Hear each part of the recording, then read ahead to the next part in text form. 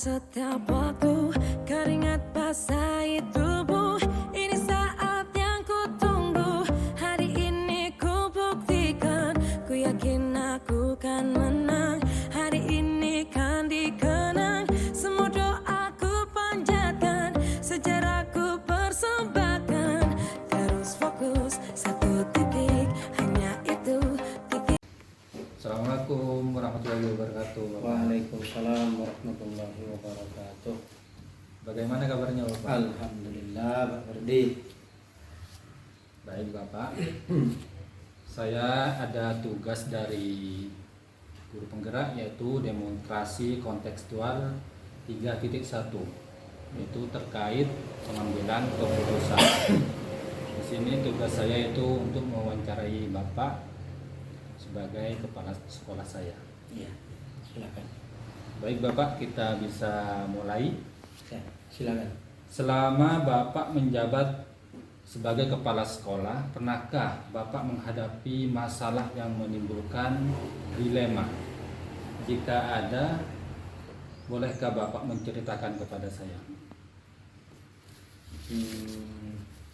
Selama saya memimpin sekolah, kebetulan sebelum saya pindah ke SD Negeri Tambak Sari 1 ini, sebelumnya saya pernah jadi kepala sekolah di SDN Kalipungan 2, yang kebetulan di situ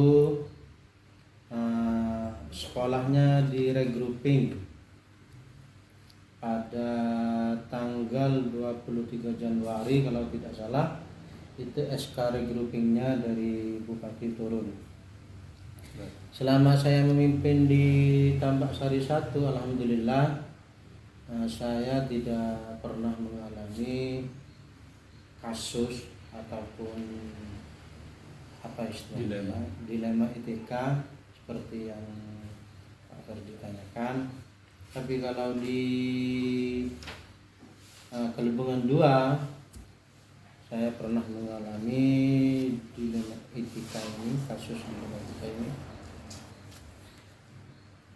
Kasusnya seperti ini.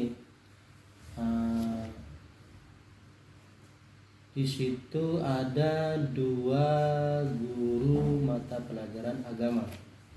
Jadi yang istilahnya spesifikasi ijazahnya itu sarjana pendidikan Islam. Kedua-duanya minta untuk mengajar agama. Jadi sebenarnya sama-sama benar, karena memang spesifikasi ijazahnya itu memang guru agama. Tapi menjadi dilema kepada saya, siapakah yang akan dimasukkan sebagai guru agama di info GTK-nya atau di Dapodiknya. Pada akhirnya saya memutuskan dari segi senioritas honorer di sekolah tersebut, ya menjadi apa istilahnya beban moral juga kepada saya. Milih yang satu tidak enak sama yang satunya, tapi karena pertimbangan saya itu senioritas di sekolah itu, akhirnya saya memilih yang lebih senior untuk dimasukkan sebagai guru agama di Depodik. Yang satunya terpaksa saya jadikan guru mapel olahraga karena dia laki-laki dan masih muda. Tapi pada akhirnya rezeki memang tidak kemana. Yang dapat P3K guru agama itu akhirnya yang junior itu, namanya Pak Muhammad Lutfi. Baik, itu yang terjadi. Terima kasih. Luar biasa ini. Baik, Bapak. Ini saya melanjutkan pertanyaan berikutnya. Bagaimana Bapak dapat mengidentifikasi kasus-kasus yang merupakan dilema etika atau bujukan moral? Alhamdulillah, di minggu kemarin saya mengikuti diklat kepemimpinan yang materinya tidak jauh dengan materi yang disampaikan di guru penggerak. Salah satunya ya pengambilan keputusan. Nah, di situ dijelaskan yang namanya dilema etika itu adalah benar versus benar. Ya, Jadi benar. sama-sama benar, tapi di situ ada dilema, ada permasalahan yang harus dipecahkan. Sekalipun itu benar sama benar, tapi nanti indikasi kebenarannya itu lebih kuat yang mana. Betul. Nah, kemudian juga terkait dengan regulasi juga. Nah, tapi kalau regulasi itu lebih ke rujukan moral ya, antara benar dengan salah. Jadi kalau rujukan moral itu kan benar dengan salah, sebenarnya lebih mudah memutuskan kalau rujukan moral karena benar versus salah. Jadi tetapi di bujukan moral itu juga ada apa istilahnya pakai ulah. Kadang kita harus berbenturan dengan regulasi yang ada karena kepentingan masyarakat, kepentingan lingkungan dan lain sebagainya. Baik, terima kasih luar biasa ini Pak Dirman. Baiklah, Bapak saya lanjutkan ini Bapak. Iya. Setelah Bapak tadi menceritakan terkait dengan bagaimana cara mengidentifikasi kasus-kasus tadi, yaitu etika, dilema etika dan rujukan moral. Bagaimana Bapak menjalankan pengambilan keputusan di sekolah Bapak, terutama kasus-kasus di mana ada dua kepentingan yang sama-sama benar atau sama-sama mengandung nilai kebajikan. Pada akhirnya saya tidak mengambil keputusan secara sepihak karena di lembaga saya itu bukan hanya saya hanya istilahnya ya pimpinan, tapi di situ masih ada guru senior, masih ada teman-teman guru. Jadi yang saya lakukan ketika terjadi permasalahan di sekolah, baik itu di ranah dilema etika ataupun rujukan moral, saya musyawarahkan kepada teman-teman guru, kepada stakeholder di sekolah itu, Jadi komite dilibatkan semua ya Bapak. semua. Kemudian pada akhirnya keputusan yang terbaik yang kita ambil berdasarkan masukan-masukan dari teman-teman dan stakeholder sekolah, majelis sekolah, kemudian tokoh masyarakat dan sebagainya. Baik, terima kasih Bapak. Terus langkah-langkah atau prosedur seperti apa yang Bapak lakukan selama ini? Dalam mengambil keputusan. Benar Bapak. Nah, langkah-langkah yang saya lakukan dalam pengambilan keputusan itu yang pertama saya melihat regulasi yang ada. Di situ kan ada surat edaran pemerintah daerah, ada surat edaran Kemendikbud, kemudian surat edaran atau surat keputusan 3 menteri dan lain sebagainya. Itu yang pertama. Yang kedua, saya menampung aspirasi dari teman-teman guru, kemudian komite sekolah, untuk masyarakat di sekitar. Baru dari situlah saya mengambil keputusan berdasarkan kesepakatan yang telah dihasilkan dari hasil musyawarah tersebut. Baik, luar biasa ini Bapak Dirman. Langkah-langkah yang Bapak lakukan ketika melakukan sebuah keputusan, yang pertama tadi mengikuti regulasi ya Bapak, Iya. sesuai dengan surat edaran baik dari Dinas Pendidikan ataupun kementerian. Kemudian yang kedua di sini menampung aspirasi pendapat Dewan Guru, termasuk komite dan tokoh masyarakat. Nah, baru mengambil keputusan yang terbaik. Luar biasa ini. Kemudian hal apa saja yang Bapak dianggap paling efektif dalam pengambilan keputusan terhadap kasus ini? Pada akhirnya keputusan yang saya ambil itu sebenarnya pasti ada risikonya, risiko di dalamnya, baik itu risiko internal maupun eksternal. Ada konsekuensi yang harus saya emban. Tapi karena ini sudah merupakan satu hal yang harus diputuskan, akhirnya saya berusaha sebisa mungkin tidak melanggar aturan atau regulasi yang ada, kemudian menampung semua aspirasi yang disampaikan oleh teman-teman guru, komite, dan tokoh masyarakat, sehingga keputusan yang saya ambil pada akhirnya berpihak pada peserta didik. Betul Pak. Tidak berpihak kepada sekolah, guru, ataupun kepala sekolah. Jadi yang jadi prioritas itu peserta didik. Selama itu tidak merugikan ataupun tidak apa istilahnya ya tidak merugikan peserta didik lah. Itu keputusan yang saya ambil. Baik, terima kasih, luar biasa ini. Kemudian berikutnya, hal-hal apa saja selama Bapak menjabat di sini tantangan dalam menghadapi pengambilan keputusan dalam kasus dilema etika? Tantangannya. Tantangannya yang pertama dengan budaya atau adat istiadat yang ada di daerah sini.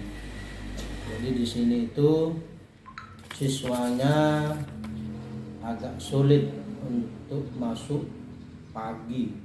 Misalnya kita sepakati masuknya jam 6:30 dengan diawali pembacaan Yasin atau senam bersama ataupun hal-hal aktivitas yang harus dikerjakan sebagai itu lumayan sulit karena masyarakat di sini atau anak peserta didik di sini tuh kalau sehabis subuh itu ngaji, jadi pulangnya lumayan siang. Kemudian masyarakat di sini juga sebagian besar petani, jadi orang tuanya itu banyak yang buruh tani, jadi lumayan kesulitan untuk menerapkan aturan-aturan yang seharusnya dilaksanakan, tapi akhirnya ya berkompromi lah dengan budaya yang ada. Terima kasih. Kemudian luar biasa nih jawabannya dari Bapak.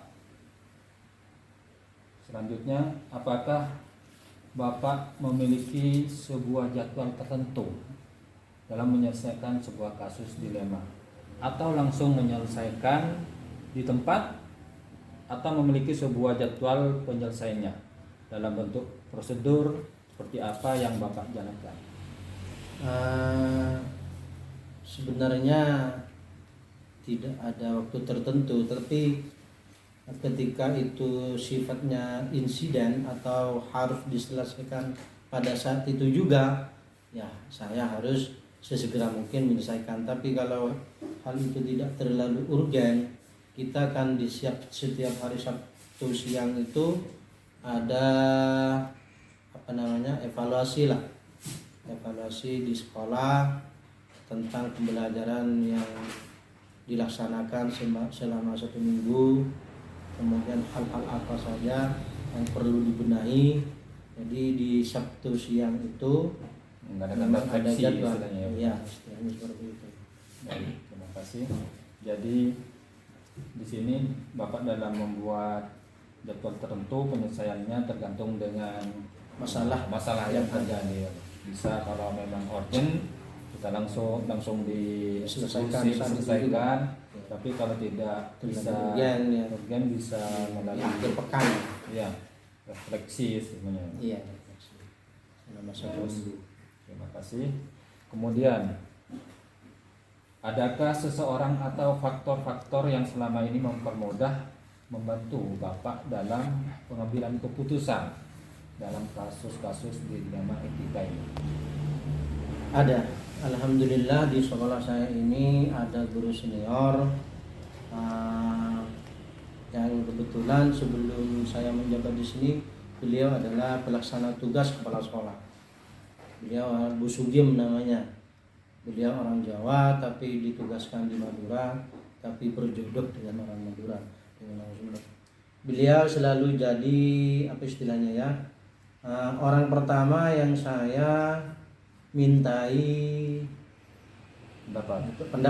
pendapat. Kemudian juga ada di sini alhamdulillah juga ada 2 guru CGP. Jadi kalau dari segi administrasi atau apa atau hal-hal yang berkaitan dengan peserta didik, pengembangan potensi peserta didik, kemudian Pak Ferdi sendiri kan CGP, kemudian ada juga Bu Nurul. Kemudian kalau dari segi kemudian pembuatan RHK misalnya, saya bisa berkonsultasi ke Pak Nurul Arif. Kemudian ada operator dapodik, ya semuanya lah, bisa dibilang semuanya ada apa istilahnya, ada kelebihan sendiri teman-teman di sini. Berarti komplit sudah. Komplit alhamdulillah. Baik Bapak, yang terakhir ini Bapak, pembelajaran apa yang bisa Bapak ambil dalam pengalaman pengambilan keputusan dilema etika ini? Nah, pembelajaran yang saya dapat ambil diantaranya itu jadi jangan terlalu cepat mengambil keputusan sebelum dikoordinasikan atau dimusyawarahkan dengan teman-teman guru yang lain, kemudian komite sekolah dan tokoh masyarakat. Yang kedua, keputusan yang kita ambil pasti ada resikonya. Menurut kita benar tapi belum tentu kepada orang lain benar. Jadi harus benar berhati-hati, kemudian membaca regulasi, kemudian juga mengamati adat istiadat dan budaya yang ada di lingkungan sekolah ini. Mungkin itu yang dapat saya ambil. Baik, terima kasih. Ini sangat luar biasa, bisa menjadi tambahan utama terhadap saya sendiri untuk menghadapi kasus-kasus yang terjadi baik di sekolah. Ini bisa menjadi inspirasi juga buat saya. Semoga nantinya ke depannya kita bisa mengambil keputusan secara bijak, secara bijak, meskipun itu seperti dilema etika di sini kan benar melawan benar, Bapak. Jadi memang benar-benar. Tapi pada akhirnya kita harus memilih di antara yang benar itu. Benar, Bapak. Jadi resikonya diambil yang paling terkecil. Terima kasih atas waktunya Bapak. Iya, sama-sama Pak Ferdi. Semoga sukses. Dan jangan lupakan sekolah ini nanti kalau sudah diangkat. Mari Bapak. Assalamualaikum warahmatullahi wabarakatuh. Warahmatullahi wabarakatuh. Setiap saat, setiap waktu kering. Assalamualaikum Bapak Temsu. Waalaikumsalam. Bagaimana kabarnya? Alhamdulillah baik-baik. Waktunya tentu terkait dari tugas saya sebagai guru penggerak demonstrasi ketentuan modul 3.1 terkait pengambilan keputusan. Baik, untuk mempersingkat waktu Bapak, saya akan langsung bertanya kepada Bapak. Selama Bapak menjabat sebagai kepala sekolah, pernahkah Bapak menghadapi masalah yang menimbulkan dilema? Jika ada, bolehkah Bapak menceritakan kepada saya? Ya, saya menjadi kepala sekolah mulai tahun 2011. Sama bertugas di Kepulauan Pulau Itu di sana memang ada dilema yang saya hadapi. Yaitu ketidakaktifan guru di dalam pengajar. Ini dilema yang berat bagi saya waktu itu di pulau, di tengah-tengah kekurangan guru. Dilema yang muncul justru guru ini tidak mendukung apa yang saya programkan di sekolah. Ini merupakan dilema bagi saya, tidak aktif. Sebagai contoh, suatu ketika saya sedang mengadakan upacara dengan anak didik, waktu jam dinat dia masih melawat, mencari ikan. Saya juga memaklumi karena memang ikannya sudah habis. Sehingga dia mencari penghasilan lain cara ikan atau itu. Tapi waktunya tidak tepat. Waktu yang dia lakukan pada saat jam aktif pembelajaran pada waktu upacara. Ini dilema. Waktu Kemudian tahun 2015 pindah ke kecamatan Bugaran Delima. Biasanya kalau di sekolah umum itu Delima itu dimunculkan oleh guru dari senioritas.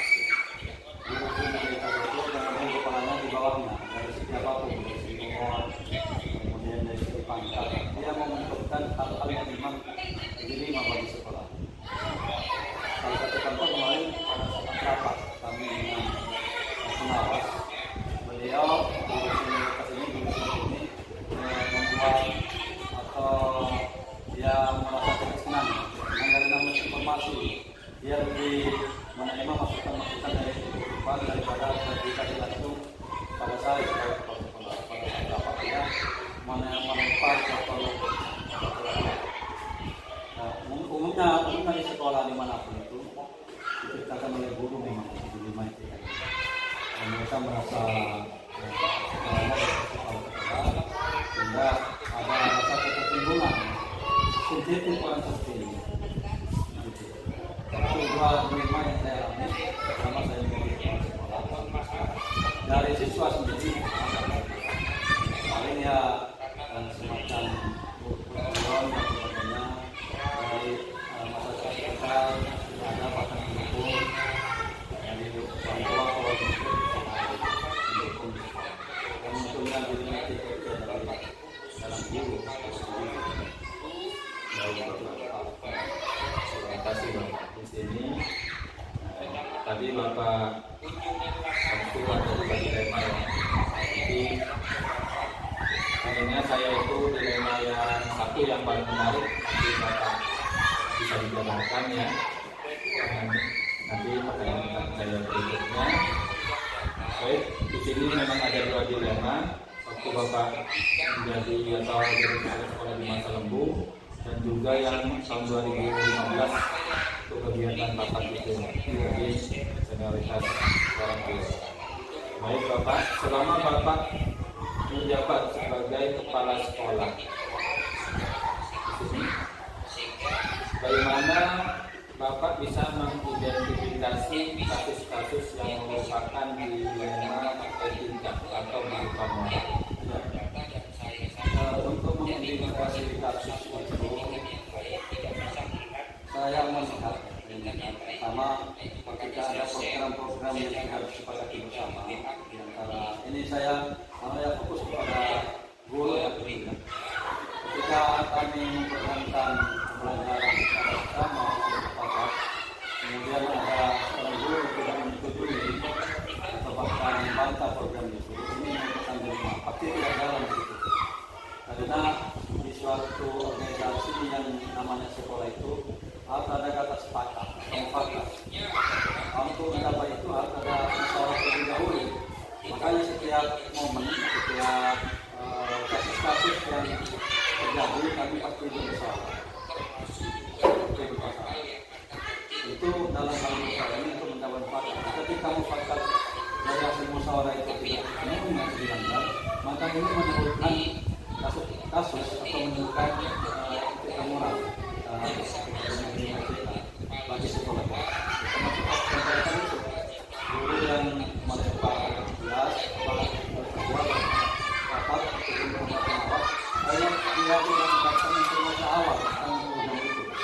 Jadi saya tidak mengikuti. Di sini berarti di etika itu sendiri etika artinya apa ya? Nilai kebajikan yang benar melawan benar. Kalau rujukan moral itu benar melawan. Baik, kalau saya lanjutkan Bapak, selama Bapak menjalankan pengambilan keputusan di sekolah Bapak, terutama kasus-kasus di mana ada dua kepentingan yang sama-sama benar dan sama-sama mengandung nilai kebajikan. Nah, kalau ada kasus yang begitu harus memilih prioritas karena sama-sama benar harus diprioritaskan terlebih dahulu.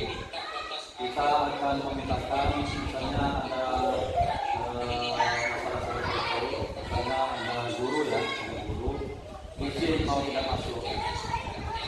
Kemudian di sisi lain sekolah itu tidak ada gurunya. Kita harus menentukan mana yang prioritas, apakah pendidikan keluarga atau pendidikan siswa. Nah, prioritas itu tentunya harus berdampak, harus menghasilkan dampak. Ketika kita melakukan hal yang sama-sama benar, kemudian diprioritaskan, maka dampaknya harus dirasakan. Kalau kita berpikir dari lembaga sekolah, ya dirasakan oleh semua warga sekolah. Nah, kalau tidak berdampak, ya saya kira ya meskipun itu benar ya tidak bisa dilaksanakan juga saya kira. Kalau tidak berdampak, termasuk paradigma individu penanganan kelompok. iya. Kepentingan pribadi dengan kepentingan yang membesar sekolah.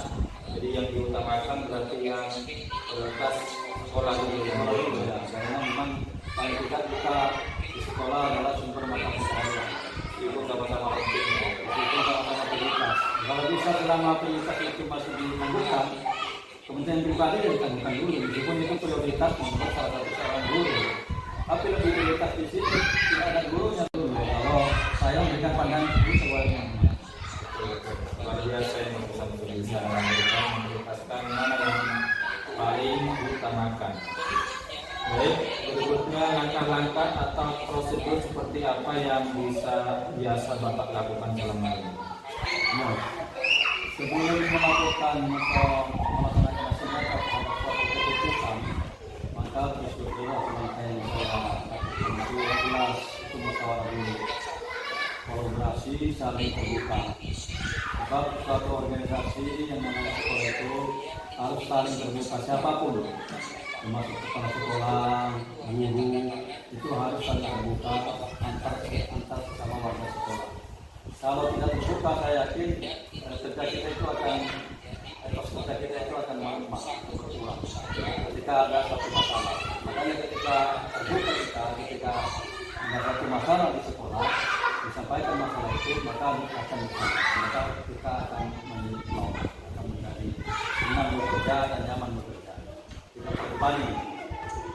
Itu yang pertama. Yang kedua, kolaborasi kerjasama antara sekolah dan guru itu bukan ibarat atasan dan bawahan, bukan perusahaan, tapi kami menganggap mitra. Namanya mitra kadang-kadang kami menganggap keluarga besar. Kalau diibaratkan dalam sebuah keluarga, keluarga itu adalah orang tua. Guru itu adalah anak-anak dari orang tua.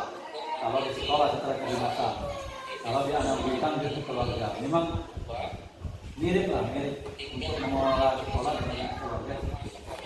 Yang namanya orang tua jelas sayang kepada anaknya, begitu juga anaknya pasti menghormati orangnya. Kalau sudah kepala sekolah sayang, menganggap mitra rekan-rekan kerja di sekolah itu, ketika terjadi suatu masalah cepat teratasi. Baik Bapak, saya lanjutkan ya. Hal-hal apa saja yang selama ini Bapak anggap efektif dalam pengambilan keputusan pada kasus-kasus dilema etika? Ya, ketika menghadapi suatu kasus terkait dengan dilema etika, maka pertama seorang kepala sekolah itu harus mengedepankan kepentingan bersama, dalam hal memanggil rekan-rekan guru dan warga sekolah yang lain untuk bersama memusyawarahkan terkait dengan kasus yang timbul atau yang terjadi. Sehingga ketika ada komplain atau tuntutan dari orang luar atau orang lain, maka kita bisa mempertanggungjawabkan bahwa kasus ini diselesaikan secara bersama. Jadi tidak hanya bertumpu kepada kepala sekolah saja, harus diselesaikan secara bersama. Konsekuensi dari hasil musyawarah itu harus juga ditanggung bersama. Hingga yang dinamakan dengan suatu mitra di dalam suatu sekolah. Meskipun kepala sekolah punya hak otoriter untuk menyelesaikan masalah itu dengan sendirinya, tapi kita kan juga punya warga sekolah yang lain yang harus tahu tentang permasalahan sekolah itu. Baik, luar biasa Bapak. Di sini menjadi yang paling dianggap efektif dalam pengambilan keputusan terkait kasus-kasus dilema yaitu mengedepankan kepentingan bersama, mitra dan konsekuensi itu secara bersama. Hal-hal apa saja selama ini yang merupakan tantangan dalam pengambilan keputusan pada kasus-kasus dilema itu? Ya, ketika terjadi kasus dilema etika ini tidak semua orang menerima, tidak semua orang menerima karena setiap orang itu memiliki pemahaman yang berbeda terhadap satu kasus ya. Ada yang langsung menerima kasus itu, kemudian ada yang menolak meskipun menolaknya tidak secara tantangan, mungkin hanya berupa kebutuhan dan sebagainya, atau yang menolak secara langsung. Nah, ketika menghadapi hal seperti ini merupakan tantangan untuk menyamakan pemahaman semua warga sekolah.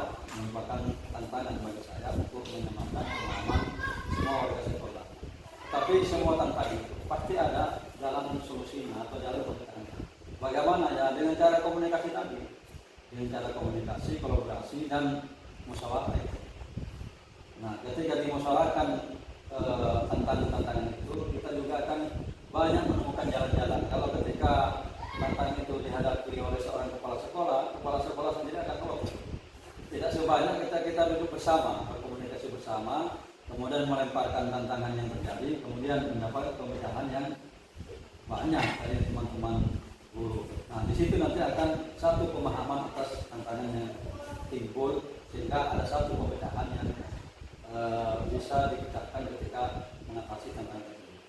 Baik, luar biasa Bapak. Jadi pemahaman yang berbeda, mesti ada pemahaman yang berbeda, ada penolakan, ada yang menerima. Itu istilahnya dengan komunikasi yang baik, komunikasi buka, musyawarah atau kolaborasi, pasti nanti akan menemukan solusi. Baik Bapak, apakah Bapak memiliki sebuah jadwal tertentu dalam sebuah penyelesaian kasus di rumah kita? Apakah Bapak bisa menyelesaikan di tempat atau memiliki sebuah jadwal untuk melakukannya? Ketika muncul kasus dilematika, biasanya itu kondisional. Jadi, saya tidak mempunyai jadwal tentu untuk menyelesaikan itu. Namun ketika kasus itu muncul, kami langsung memanggil teman-teman diajak berbicara bersama untuk memecahkan kasus itu. Dan untuk jadwal khusus, saya kira tidak ada, karena memang dilematika itu muncul mungkin secara tiba-tiba. Nah, pada saat secara tiba-tiba haruskah kita menunggu jadwal yang tidak dijadwalkan, kan tidak. Ketika muncul langsung diselesaikan, sehingga tidak muncul kasus-kasus baru. Nah, program saya menyelesaikan kondisi sekolah. Melihat tergantung kasusnya ya Bapak. Ya. Jadi kalau memang kasusnya itu sangat urgent, segera diselesaikan. Kalau ya dampaknya dilihat. Bagaimana dampak dari kasus itu, terutama kepada sekolah. Sekolah yang namanya sekolah kan banyak di situ, elemen-elemen sekolah, pembelajaran di sekolah, kepada masyarakat, kepada siswanya bagaimana. Kalau tidak berdampak ya cukup diselesaikan dengan diri sendiri selesai. Kalau berdampak ke orang banyak mungkin perlu pemecahan bersama. Lanjutkan Bapak, adakah seseorang atau faktor-faktor yang membantu Bapak selama atau yang mempermudah Bapak dalam pengambilan keputusan dalam kasus-kasus dilema etika itu? Ya, yang namanya sekolah yang saya analogikan tadi sebagai sebuah keluarga, maka orang-orang yang membantu tentu semua warga yang ada di sekolah ini. Kita libatkan untuk memecahkan masalah-masalah yang timbul di sekolah. Karena yang namanya satu organisasi, satu tim itu semua tim yang harus tahu. Jangan sampai tim atau organisasi atau sekolah ada yang tahu, ada yang tidak. Nanti akan justru menimbulkan kecurigaan. Nanti muncul dilema kita yang lain, kasus-kasus yang lain. Itu semua warga sekolah yang ada di sekolah saya libatkan untuk menjaga. Jadi yang dilibatkan untuk mempermudah pekerjaan Bapak dan pengambilan keputusan di sini adalah semua warga yang ada di sekolah. Dari semua hal yang telah Bapak sampaikan, pelajaran apa nih yang dapat Bapak ambil pengalaman dalam melakukan keputusan di rumah itu? Ya. Saya pernah punya pengalaman ketika mengambil sebuah keputusan. Untuk keputusan itu yang berasal dari kepala sekolah itu tentu diterima oleh semua warga sekolah, gurunya, oleh siswa. Tanpa adanya komunikasi, kolaborasi sebelum mengambil keputusan. Maka keputusan itu diambil ketika sudah diinformasikan, dikomunikasikan kepada semua meskipun sudah dikomunikasikan, meskipun merupakan hal yang baik di sekolah itu, belum tentu warga sekolah juga menerima. Nah, ini merupakan pengalaman bagi saya, karena kita itu tidak bisa menyamakan pemahaman seseorang dengan pemahaman kita. Nah, misalnya kita kena terikat kedinasan, terikat koordinasi antara guru dan kepala sekolah. Nah, kalau minor itu ya mungkin pemahaman satu guru dengan guru yang lainnya bisa. Tapi kadang di situ ada seorang kepala sekolah yang punya peran untuk menyamakan pemahaman itu, sehingga bisa dikenakan di sekolah, apalagi permasalahan atau kasus itu terkait dengan masalah hal-hal yang banyak. Intinya di sini adalah komunikasi. Ya, komunikasi terus sering dilakukan. Terima kasih Bapak atas waktunya.